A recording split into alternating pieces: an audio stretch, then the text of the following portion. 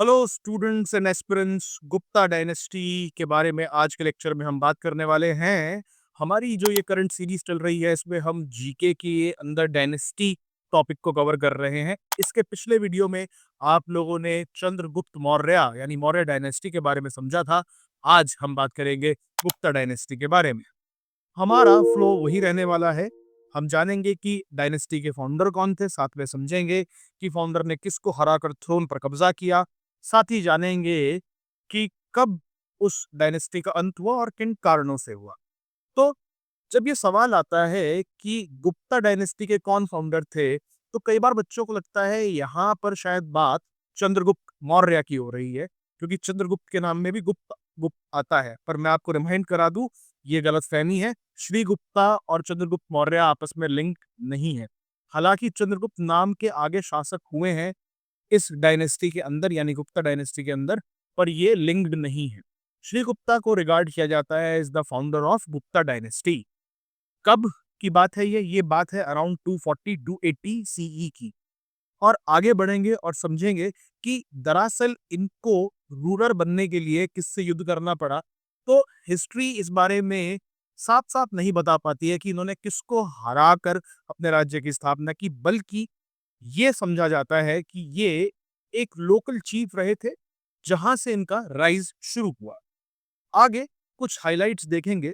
मैं आपको बता दूं कि ये बहुत जरूरी है आपके लिए समझना कि they are one of the defining dynasties of our history.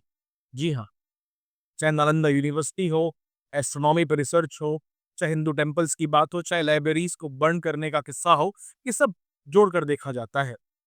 इसको गोल्डन एज भी कहा गया। इस डायनेस्टी के वक्त को आर्ट, साइंस, लिटरेचर पर काफी अचीव किया गया इस डायनेस्टी के दौरान।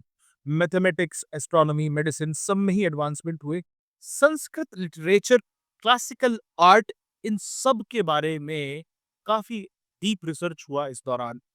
पॉलिटिकल यूनिफिकेशन की बात हुई और रिलीजियस टॉलरेंस और कल्चरल पैट्रोनेज की भी बात हुई।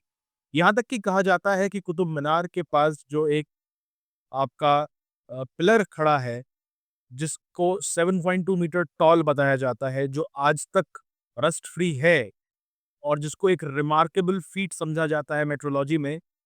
समझा जाता है कि कहीं ना कहीं ये जो पिलर है, ये इसी डायनेस्टी के टाइम पीरियड के अराउंड बनाया गया। खैर, आगे बढ़ते हैं। इस गुप्ता डायनेस्टी के लास्ट रूलर कौन थे?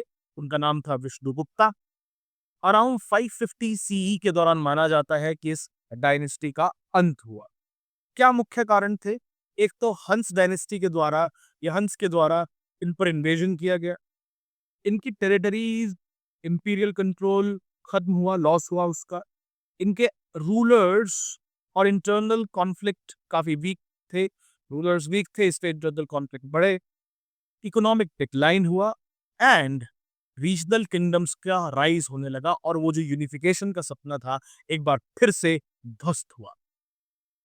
उम्मीद है आपको गुप्ता डायनेस्टी के बारे में ये लेक्चर ने हेल्प करी होगी आपके प्रिपरेशन में। हमें सपोर्ट करें सब्सक्राइब कर कर, लाइक कर कर, शेयर और कमेंट कर कर। धन्यवाद।